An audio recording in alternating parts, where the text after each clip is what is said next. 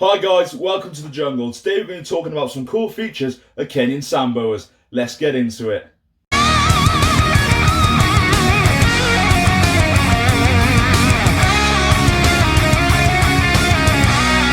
Hi guys, so here I am with my adult female Kenyan samboa. Absolute stunner, isn't she? I think so. Personally, I think Kenyan sambos are some of the coolest snakes around by far. Very underappreciated, I think, in some parts of the world. I know they're quite big in the States. In the UK, they haven't quite taken off. People think, oh, it's just keeping a bag of sand or whatever, box of sand. But I think they're really cool. And today I'm just going to highlight some kind of physiological features of them that I just think make them stand out. As most people who've seen them know, they are a weird looking snake. They're different to your kind of conventional snake or the more commonly kept stuff, you know? So we'll start off, obviously. Look at that face. There. It's quite a flat, shovel-shaped head they've got. And that really helps them in the wild.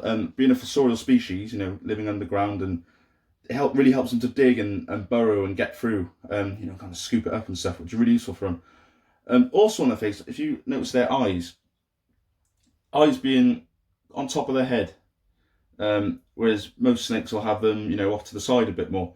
That comes from the way they hunt, as most people who know Kenyan sambos, they'll lie in ambush under the substrate with just their head exposed, and those eyes being on top really allows them to bury down even further and just have their eyes above so they can watch their prey, which is actually really cool. Another feature that people don't always notice, I don't know if the camera will quite pick it up, but if you notice, the ridge down this girl's back, right down the middle, there's a slight ridge. Now, with most snakes, take a royal python for example, if you saw that on your snake, that's normally a sign of them being a bit overweight.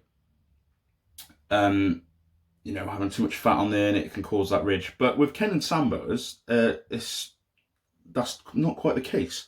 See, that ridge allows for substrate to lie in there, so that whilst they are, just resting above the surface, if they're slightly more exposed, they hold a bit of substrate in there just to conceal them even further, which I think is, is brilliant.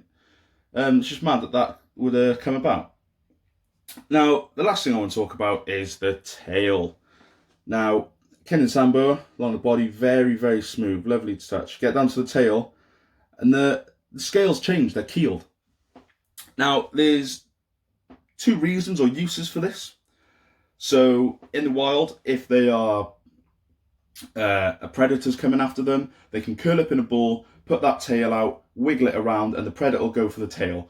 Those keeled scales are harder and will protect the snake more.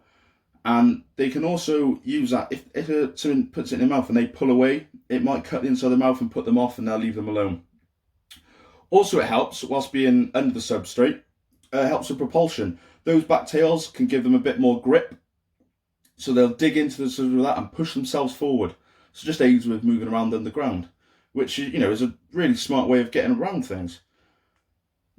So overall, obviously Kenyan sambos, they're built a bit different, but the reasons why really help them to, live their life, and it helps them to adapt to a slightly different way, cover a different niche that other snakes might not be able to adapt to, or thrive in the conditions that these guys do, and it really helps them along. And I just think that they're really cool, and those make them quite interesting.